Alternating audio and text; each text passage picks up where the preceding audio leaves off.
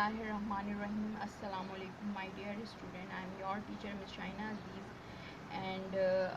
today we are going to start new topic Qaeda-e-Azam, 14 points of Qaeda-e-Azam. اس سے پہلے ہم نے مسلم لیگ کی اسٹیبلشمنٹ اور اس کے رول کے بارے میں پڑھا، اور مسلم لیگ کا جو ایک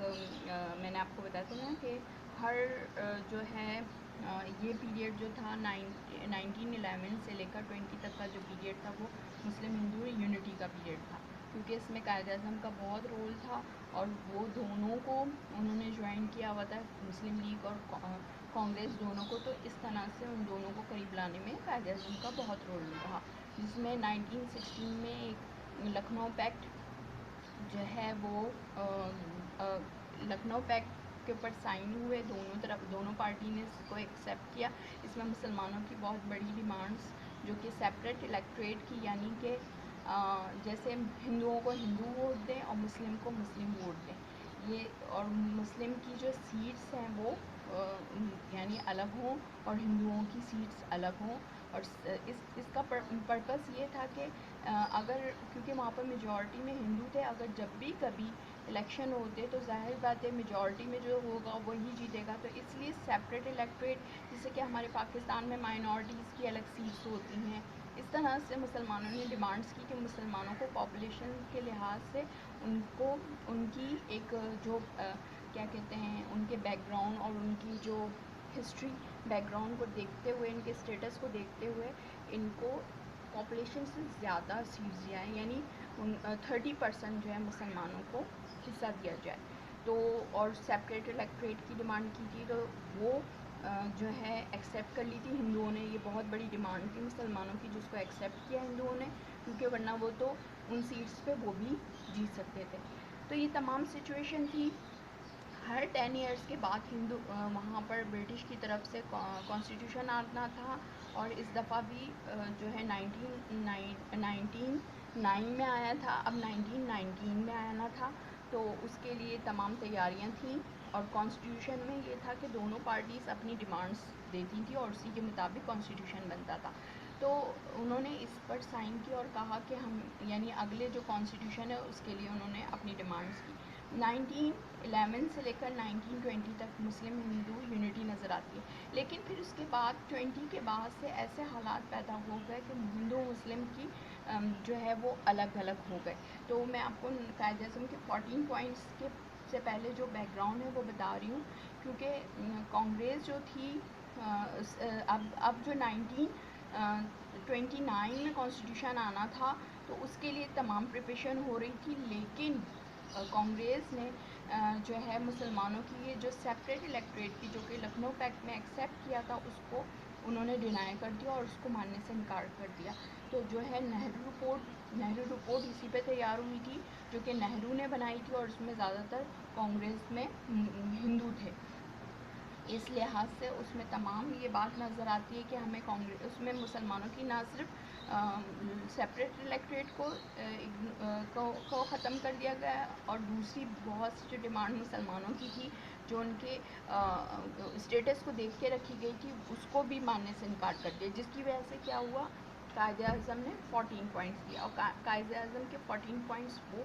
تھے جس میں کہ انہوں نے تمام جو ہے لاجیکل بات کی گئی تھی، جس میں نہ صرف مسلمانوں کے لیے بلکہ اور کمیونٹی کی بھی بات کی تھی، انہوں نے اس میں سیپریٹ الیکٹریٹ کی بات کی، انہوں نے یہاں پر دوسری کمیونٹی کی رائٹس کی بھی بات کی، مسلمانوں کی رائٹس کی بات کی، انہوں نے کہا کہ کوئی بھی کانسٹیٹیوشن جو ہے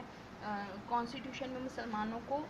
جو سینٹرل لیجسلیٹو اسمبلی ہوگی جس میں کانسٹیٹیوشن بنتا تھا اس میں مسلمانوں کو 1/3 سیٹس دی جائیں، اور مسلمانوں کے نہ صرف مسلمانوں کو سیپریٹ الیکٹریٹ دیا جائے، اگر دوسری کمیونٹی کے لوگ بھی سیپریٹ الیکٹریٹ چاہتے ہیں تو ان کو بھی اس کا رائٹ دیا، تو یہ جو ہے یہ بات ان کو ہندوؤں کو اور بھی زیادہ بری لگی، کیونکہ وہ مسلمانوں کو ہی نہیں ایکسیپٹ کر رہے تھے کہ اب وہ دوسری کمیونٹی کو بھی یہ بات مانتے۔ پھر اس میں سندھ کو بامبے سے الگ کرنے کی تجویز پیش کی گئی، اس کا پرپس کیا تھا، کیونکہ سندھ جو تھا وہ مسلم میجورٹی ایریا تھا اور اس کو بامبے کے ساتھ ملا کر اس کی جو ہے مسلمانوں کی اکثریت کو ختم کرا تھا، تو اس لیے قائد اعظم نے سندھ کو سیپریٹ کرنے کی بات کی، اور اس میں مسلمانوں کی جابس میں بھی جو ہے ان کو الگ ان کی یعنی جاب میں بھی الگ سیٹس کی بات کی، اور اس میں تمام مسلمانوں کے رائٹس کے حوالے سے بات کی، اور یہ ایک بہت بڑی ڈیمانڈ تھی۔ اگر اور پھر برٹش نے بھی کہا، انہوں نے بھی دیکھا، تو انہوں نے دیکھا کہ نہرو رپورٹ میں انہوں نے کہا یہ کہ سراسر کانفلکٹ ہوگا، دونوں میں جھگڑے اور فسادات ہیں، اور یہ صرف ہندوؤں کی مفاد کے اوپر مبنی جو ہے رپورٹ ہے،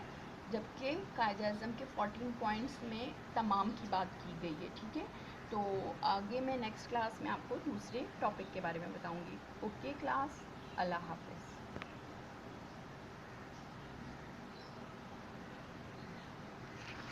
بسم اللہ الرحمن الرحیم۔ السلام علیکم my dear student, I am your teacher Miss Shaina Aziz, and today we are going to study about the establishment of Muslim league.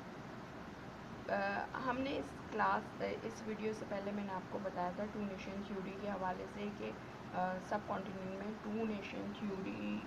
کو جو ہے ڈفرینٹ لیڈرس آئے اور انہوں نے اس کو پروموٹ کیا کہ وہاں پر سب کانٹیننٹ میں صرف ایک ہی نیشن یہاں پر نہیں رہتی، بلکہ ایک اور بھی نیشن ہے جو کہ مسلم ہے، اور وہ ایک مائنورٹی نہیں ہے بلکہ ایک بڑی نیشن کے طور پر یہاں پر رہتے ہیں، اور ان کی اس بات کو دیکھتے ہوئے ان کے لیے ہر چیز یا تو سب کانٹیننٹ کے اندر ہی ان کو اتنے رائٹس دے دیے جائیں کہ وہ ایک رسپیکٹیبل لائف جو ہے اپنی اسپینڈ کر سکیں اور اپنے ریلیجن کے مطابق زندگی گزار سکیں، یا پھر ان کو ایک سیپریٹ نیشن جو ہے تصور کرتے ہوئے ان کو الگ ایک سیپریٹ کنٹری یا سیپریٹ اسٹیٹ پرووائڈ کی جائے۔ اسٹارٹنگ میں جتنے بھی لیڈرز آئے ہیں، چاہے وہ سر سید احمد خان ہوں یا دوسرے مسلم لیڈر، ان کی تمام کی کوششیں یہی رہی ہیں کہ ہندو مسلم یونٹی وہاں پر قائم ہو سکے، لیکن انہوں نے وہاں کے حالات کو دیکھتے ہوئے یہ بعد میں یہ ریئلائز کیا کہ یہ دونوں نیشن ایک دوسرے سے ٹوٹلی ڈفرینٹ ہے اور یہ ایک ساتھ زندگی نہیں گزار سکتی۔ اور آج آپ دیکھ لیں کہ وہاں پر سب انڈیا میں مسلمانوں کے ساتھ کیا حال ہو رہا ہے، اور یہی تمام صورتحال کو دیکھتے ہوئے قائد اعظم نے بھی یہی فیصلہ کیا کہ مسلمانوں کو اگر ان کو ان کی ایک اچھی لائف ان کو دی جائے تو ان کے لیے ایک سیپریٹ اسٹیٹ ہونی چاہیے۔ شروع میں قائد اعظم کی بھی کوششیں ہندو مسلم یونٹی کی تھی، اور وہ چاہتے تھے کہ مسلمانوں کو وہاں پر رہتے ہوئے ایک اچھے جو ہے وہاں پر ان کو وہ تمام رائٹس پرووائڈ کر دی جائیں، اور ان کو ایک جو ہے وہاں پر کانسٹیٹیوشن میں اور وہاں کی گورنمنٹ میں ایک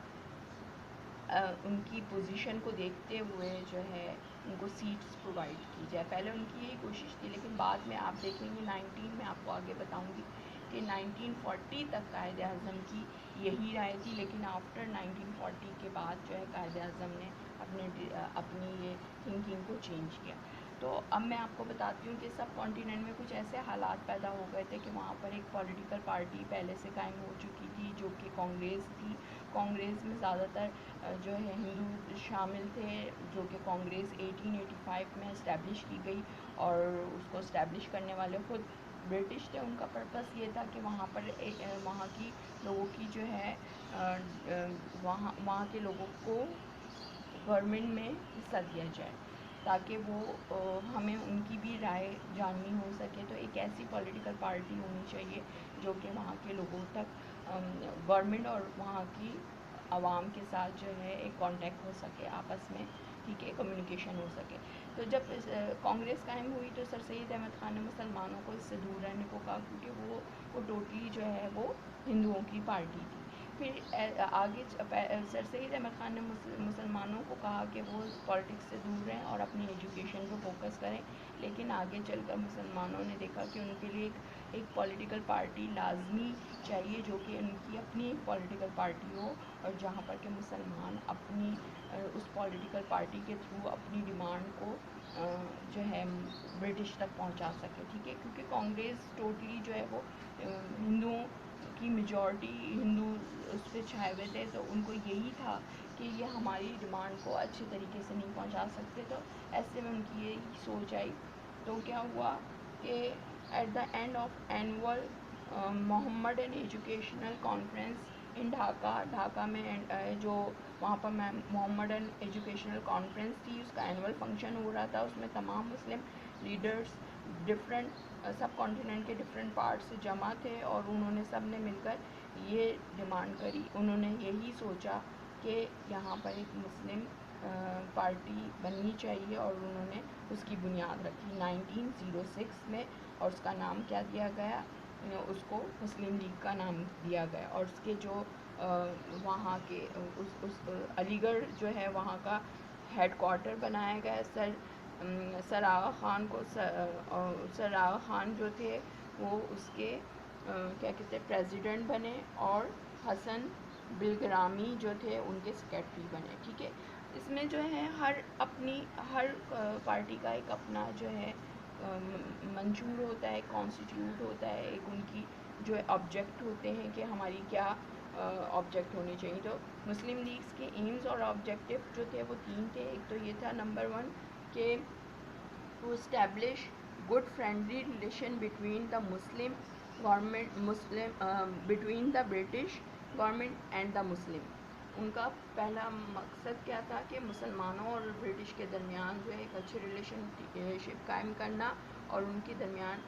مس انڈرسٹینڈنگ کو ریموو کرنا. نمبر 2 جو ہے کوآرڈینیٹ کرنا ود ادر نیشن اور اینڈ پولیٹیکل پارٹیز کے ساتھ، دوسری پارٹیز کے ساتھ اور نیشن کے ساتھ، اور جو ہے ان کے ویلفیئر کے لیے کام کرنا. ٹھیک ہے، کامن ویلفیئر کے لیے. نمبر 3 جو تھا ان کا آبجیکٹ کیا تھا، to protect the right of the Muslim. جو مین پرپس تھا ان کا کہ مسلمانوں کے رائٹ کو پروٹیکٹ کرنا، اور دوسری پارٹیز کے ساتھ کسی قسم کے اختلاف کے بغیر اور گورنمنٹ کے ساتھ کوآپریٹ کرنا. ٹھیک ہے، تو یہ 3 جو تھے اس کے مین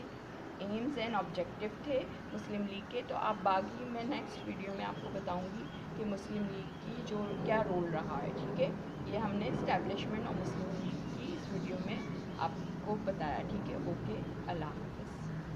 بسم اللہ الرحمن الرحیم. السلام علیکم my dear student. I am your teacher Ms. Shahina Aziz, and today we are going to study about the new topic is role of Muslim League in the struggle of independence. ٹھیک ہے، اس سے پہلے ہم نے اس سے پہلے والی video میں نے آپ کو مسلم لیگ کی اسٹیبلشمنٹ کے بارے میں بتایا تھا. اب میں آپ کو اس ویڈیو میں بتاؤں گی کہ مسلم لیگ کا کیا رول رہا ہے 1906 سے لے کر 1947 تک، جب تک کہ مسلم لیگ جو ہے جب تک کہ پاکستان نہیں بن گیا. ٹھیک ہے، پاکستان کی اسٹیبلشمنٹ میں مسلم لیگ کا کیا رول رہا ہے، بہت مین رول رہا ہے، کیونکہ یہ وہی پلیٹ فارم ہے جہاں سے کہ مسلمانوں نے اپنی تمام ڈیمانڈس کی بات کی جب تک کہ وہ سب کانٹیننٹ میں رہے. اس کے بعد جب پاکستان بننے کی بات ہوئی تو پھر انہوں نے اسی پلیٹ فارم سے پاکستان کے لیے آواز اٹھائی. ٹھیک ہے، تو ہم دیکھتے ہیں کہ جتنے بھی مسلم لیڈرز ہیں، چاہے وہ سر سید احمد خان ہو، چاہے قائد اعظم، تمام کی جو ہے تمام کوششیں جو تھیں، وہ تمام اسٹرگل ہمیں نظر آتی ہے. وہ پہلے ہندو مسلم جو ہے یونٹی کے حوالے سے نظر آتی ہے. ان کی یہی کوشش رہی کہ مسلمانوں کو، قائد اعظم بھی یہی چاہتے تھے کہ مسلمانوں کو وہاں پر رہتے ہوئے سب کانٹیننٹ میں اتنے رائٹس دے دیے جائیں کہ وہ مائنورٹیز میں نہ رہیں، بلکہ ایک بڑی نیشن کے طور پر اپنی لائف کو ایک بہتر طریقے سے گزار سکیں. وہاں پر ان کو گورنمنٹ میں، ان کو کانسٹیٹیوشن میں اتنا یعنی ان کو حق دے دیا جائے، ان کو اتنی نمائندگی دے دی جائے، ان کو اتنی کیا کہتے ہیں وہاں پر گورنمنٹ میں ان کا حصہ دے دیا جائے کہ وہ اپنی لائف کو ایک اچھے طریقے سے گزار سکے. تو جب تک ان کی 1940 تک قائد اعظم کی یہی کوشش ہے. 1940 کے بعد جو ہے کچھ حالات ایسے نظر آتے ہیں کہ جو انہوں نے اسی پلیٹ فارم سے ایک سیپریٹ نیشن کی، ایک سیپریٹ اسٹیٹ کی بات کی کہ ہمیں اب پاکستان ہی چاہیے. اور آپ دیکھ لیں آج مسلمانوں کا جو انڈیا میں حال ہے، اور یہی صورتحال دیکھتے ہوئے قائد اعظم نے ان کی تھنکنگ بھی چینج ہوئی. ورنہ پہلے وہ مسلم اور ہندو دونوں کی بات کرتے تھے، پھر انہوں نے صرف مسلمانوں کی بات کی اور پھر ایک الگ اسٹیٹ کی بات کی. ٹھیک ہے، تو رول آف مسلم لیگ جو ہے وہ، کیونکہ مین پولیٹیکل پارٹی کیا تھی، مسلم لیگ تھی، اور اسی کے پلیٹ فارم سے تمام مسلمانوں نے اپنی تمام ڈیمانڈس کے بارے میں بات کی. تو اس سے پہلے جو کیا حالات تھے، جو اسٹیبلشمنٹ اور مسلم لیگ ہونے سے پہلے کیا ایسے حالات ہوئے کہ مسلمانوں نے ایک پولیٹیکل پارٹی کو سوچا، کیونکہ سر سید احمد خان نے مسلمانوں کو پالیٹکس سے دور رہنے کو کہا، اور کہا کہ اپنی تمام فوکس جو ہے وہ اسٹڈی پہ کیا جائے، تاکہ وہ اپنے آپ کو ایک بہتر قوم، ایک بڑی، ایک اسٹرانگ نیشن بنا سکے۔ تو لیکن کچھ ایسے حالات پیدا ہوئے، اس سے پہلے جو ہے 1905 میں جو بنگال تھا وہ ایک بہت بڑا صوبہ تھا، تو برٹش نے اپنے کنٹرول کے حوالے سے وہاں پر جو ہے مینجمنٹ کے حوالے سے انہوں نے کیا کیا، اس کو ایک 2 پروونسز میں ڈیوائڈ کر دیا، جس سے آٹومیٹکلی ایک ہندو میجورٹی والا صوبہ بن گیا اور ایک مسلم میجورٹی والا، کیونکہ وہاں پر زیادہ تر پورا ہندو جو پورا بنگال تھا تو وہاں پر ہندو راج تھا، تو جیسی وہ یہ 2 حصے بنے تو وہ ہندوؤں سے برداشت نہیں ہو سکا، اور انہوں نے اس کے خلاف کیمپین چلائی۔ اس کے بعد مسلمانوں نے یہی سوچا کہ، اور یہ سارا کام کانگریس کے پلیٹ فارم سے ہوا، تو مسلمانوں نے کہا کہ ہمارے لیے اپنی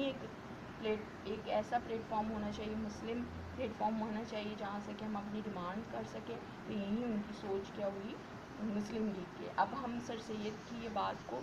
ہمیں اگنور کرنا پڑے گا، ہمیں اگر اپنے آپ کو یہاں پر ایک اسٹرانگ نیشن کے طور پر دیکھنا ہے تو ہمیں مسلم ایک پولیٹیکل پارٹی بنانی ہوگی، اور انہوں نے مسلم لیگ قائم کی۔ تو مسلم لیگ کا دیکھیں ہم ایک مین رول رہا ہے وہاں پر، کہ سب سے پہلے تو وہاں پر دیکھیں، پہلے جو ہے ہمیں وہاں کی جو پالیٹکس ہے سب کانٹیننٹ کی، وہ نظر آتی ہے کہ شروع کے جو 1900 کے جو ہم دیکھتے ہیں نا صدی جو اسٹارٹ ہوئی، سینچری اسٹارٹ ہوئی 19 کی، تو اس میں اسٹارٹنگ میں مسلم ہندو یونٹی نظر نہیں آتی، لیکن جو دوسرا ہمیں نظر آتا ہے یعنی 1911 سے لے کر 20 تک ہندو مسلم یونٹی نظر آتی ہے۔ اس کی مین وجہ کیا تھی کہ قائد اعظم جو ہے کانگریس کے ممبر تھے، اور انہوں نے مسلم لیگ کو بھی جوائن کر لیا تھا، تو اس طرح سے وہ دونوں کے درمیان ایک پل کی صورت انہوں نے اختیار کی، اور دونوں ہندو مسلم کی سے ایک جو ہے کانٹریکٹ، ایک معاہدہ ہے وہ سائن ہوا، جس کو لکھنؤ پیکٹ کا نام دیا گیا، اس میں ہم ہندو مسلم ہمیں کیا یونٹی نظر آتی ہے۔ اس کے بعد آگے جا کے خلافت موومنٹ اسٹارٹ ہوئی، کیونکہ ترکی میں جو خلافت تھی سلطنت عثمانیہ، جب اس کو برٹش نے وہاں پر، اور اس کی جو ساتھ جو تھے فرسٹ ورلڈ وار میں، تو انہوں نے اس پہ کنٹرول کر لیا تھا اور اس کو توڑ دیا تھا، تو اس کے خلاف جو ہے ایک موومنٹ اسٹارٹ ہوئی، جس کو خلافت موومنٹ کا نام دیا گیا، اور یہ ہندو اور مسلمان دونوں نے مل کر اس کو اسٹارٹ کیا، اور یہ اسی پلیٹ فارم سے اسٹارٹ کیا۔ لیکن جیسی یہ خلافت وہاں پر ختم ہوئی، اور پھر اس کے بعد 20 کے بعد جو ہے ہندو اور مسلم علیحدہ علیحدہ ہو گئے، ورنہ اس سے پہلے دونوں کی ہمیں قریب نظر آتے ہیں۔ اسی پولیٹیکل پارٹی سے ہمیں پلیٹ فارم سے ہمیں کیا نظر آتا ہے کہ ہندو مسلم کی حوالے سے کہ اور بھی معاہدات ہوئے، اور جتنی بھی ڈیمانڈس ہوئیں، چاہے وہ کانسٹیٹیوشن کی ڈیمانڈس ہیں یا وہاں پاکستان کی ایک حوالے سے کہ وہاں کی سیٹس کے حوالے سے، گورنمنٹ کی سیٹس کے حوالے سے اس کے رائٹس کو بھی